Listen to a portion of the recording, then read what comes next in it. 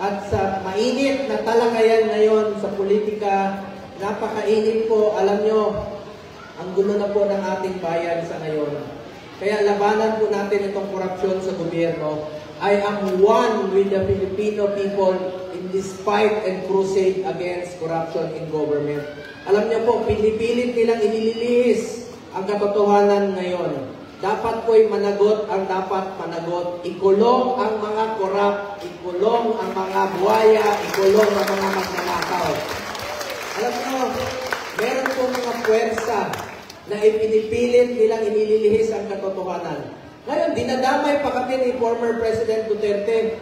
Alam niyo, pati yung 2007 o 2000 hanggang 2018 na mga proyekto, dinadamay nila, hindi naman, wala naman kinalaman yun sa issue ngayon. Ang issue po ngayon, itong nakawan nila sa flood control at sa mga ghost project, di ba? Dapat managot po yun. Katulad ko, dinadamay kami, lahat naman ng pamilya dito sa mundong ito, meron naman tayong mga negosyo pamilya natin. Ako, may negosyo po pamilya ko, wala pa ako sa mundong ito. Ang importante po, malinis ang aking konsensya. I observe delikadesa at hindi po ako nakikialam sa mga negosyo ng aking pamilya dahil may trabaho po ako bilang senador. I observe delikadesa, hindi po ako nakikinabang sa negosyo ng pamilya ko at hindi po ako nakikialam. At hindi po ako nagbibigay ng pabor kahit kailan po. Huwag pong ilihis yung katotohanan. Tumbukin po yung may kasalanan, yung mga buhaya talaga. At sana po, yung ginamit na pondo para sa flood control, ginamit na lang sa evacuation center, wala tayo rito ngayon, di ba? Kung mga nagpatayo silang evacuation center, ilang evacuation center ang pwedeng ipatayo sa mga pondong iyon.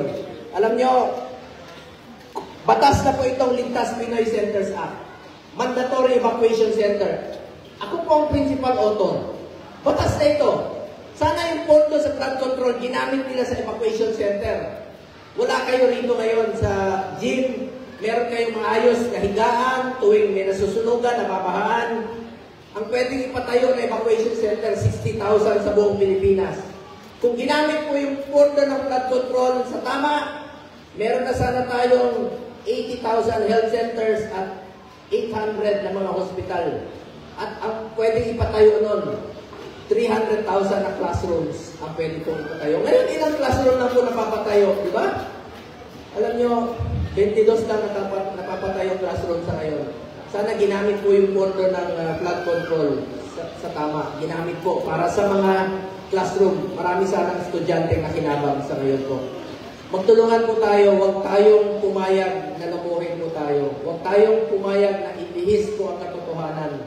Seek the truth po, yung katotohanan lamang. Mapanagot po ang dapat mapanagot sa issue ito. Mga kababayan ko, salamat po sa inyong tiwala at hindi ko sasayangin ang tiwala ang binigay niyo po sa akin. Yung bumoto po sa akin ng 27 million, hindi ko sasayangin yung tiwala ang binigay niyo po sa akin. Salamat po sa inyong tiwala.